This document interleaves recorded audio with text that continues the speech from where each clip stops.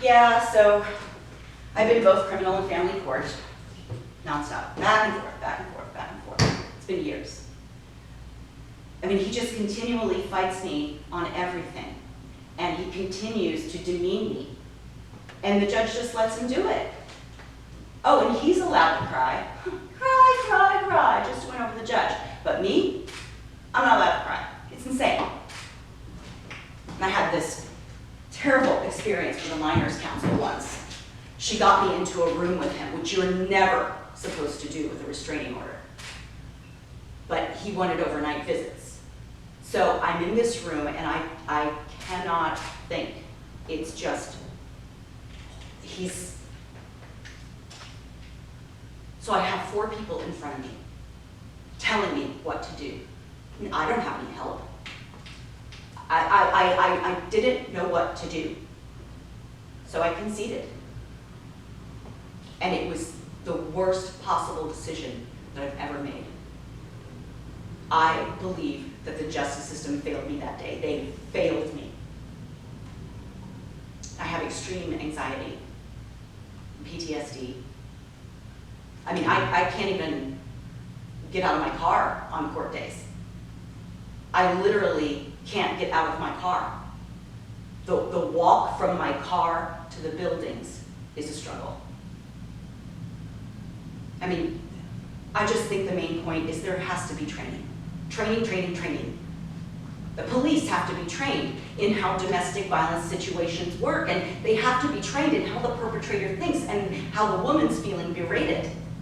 They have to understand those things. And the judges, these judges must be trained. I mean, there you are, you're sitting next to someone who choked you, who beat you, who held a gun to your head. And you're supposed to just sit there with no emotion. It's the most screwy thing.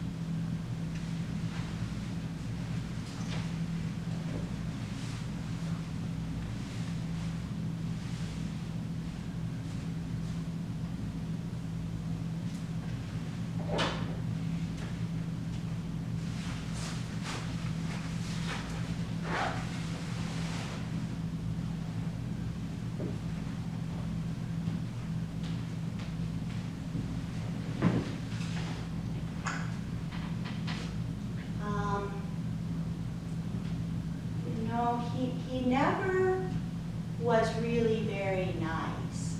He was never the nicest person. But because I had abuse in my childhood, it just seemed like the normal thing. But there were times that I wanted to go to the police, but I was very afraid.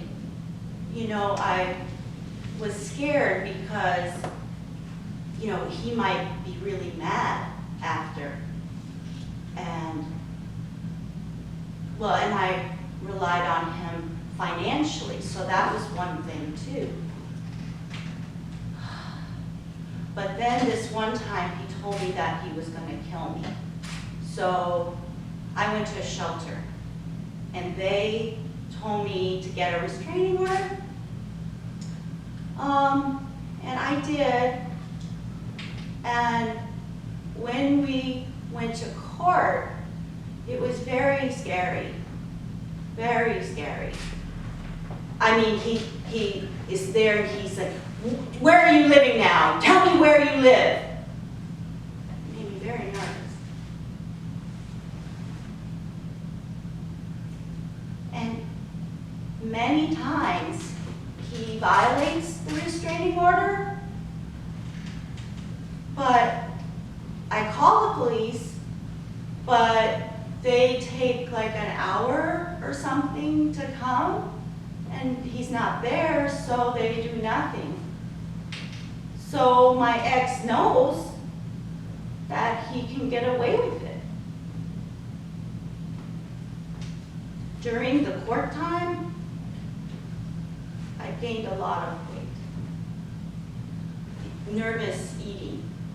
You know, I get very nervous when I think about going there and being there and he's there, and that makes me very uncomfortable.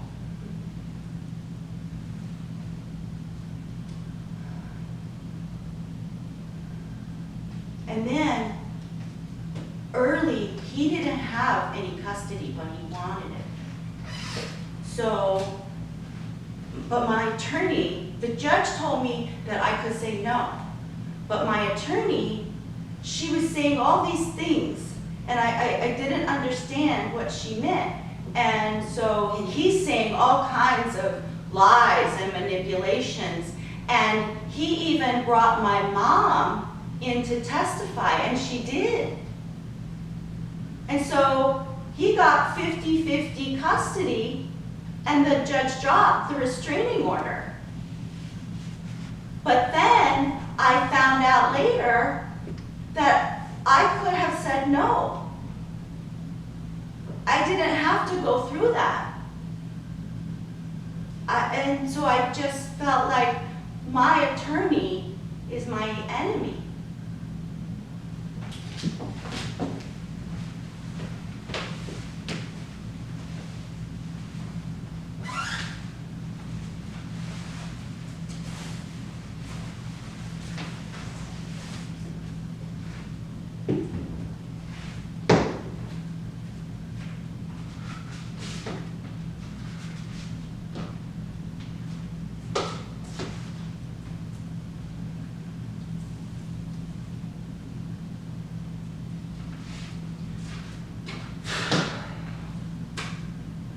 Yeah, man, sometimes, you know, he just gets really mad, makes me and my baby feel run and hide. But there's one day he went too far. He hurt my baby boy too hard, and so I left and went to the police. First time we was in court over getting a restraining order, his lawyer, or no, the judge asked his lawyer what was happening in the criminal case. I didn't even know there was a criminal case. And the lawyer said they pleaded it or something like that. Then the lawyer told the judge that I'd let the kids go see their dad. And then the judge said, well, then things must not be as bad as what you said. You must not be really all that scared. You must not be telling the truth, because you never would have let them go if it was as bad as you said. So you must not need a restraining order. And I told him, I said, well, his lawyer made it seem like I was going to be breaking the law if I didn't let them go. But then the judge said, no. You don't get to come in here and pretend to be ignorant to the law. But if you don't know the law, then you should bring a lawyer with you. So he didn't give me a restraining order. And I understood that I didn't have one. But I didn't understand why. I mean, he hurt me and my babies, and I know the judge knew that. I did hear from some lady in the district attorney's office about the criminal case. And I said, well, why didn't anybody ever call me? You know, ask me some questions. And she said that when I went to the police that day after I left, they saw in the files that I had called many times before. And so they had asked me when I was there, well, were you lying before, are you lying now? And I had told them that I was lying, you know, before because I was scared. Well, they put that in the report like I lied. And so his lawyer took it in and made it like I made the whole thing up. And that was it.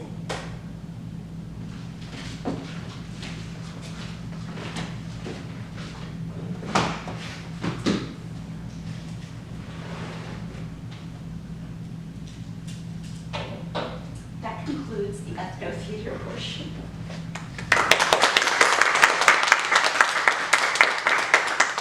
I apologize. I realized that I wasn't consistent with clicking this over. I forgot about it. Sorry. Okay, so the first person you heard from, oh, no, I think I did. Oh, no. The first person you heard from, the one that was a little bit more sophisticated and angry, was Joy. And then the older woman was Jill, and the very kind of caffeinated woman was Shayna. The very timid woman was Jane, and that last woman was participant Jonesy, just to give them a voice. Okay, excuse me one moment. Get together. Okay, so thank you for indulging me in that little exercise. All right, so getting to the heart and soul of my research project, the findings. I feel like I got some really great data, sadly, given the subject matter. There were three main themes that emerged. The gender inequalities and courtroom hegemony that was displayed, the long-term effects of court experiences, and the coping and self-efficacy mechanisms that the participants accessed. Now, the one thing is the term courtroom hegemony. I scoured scholarly literature, and I did not find this term used in literature anywhere. I did find it in court documents. I found one from a US Supreme Court case that just actually had a decision this last January, and I found one in a Washington State Supreme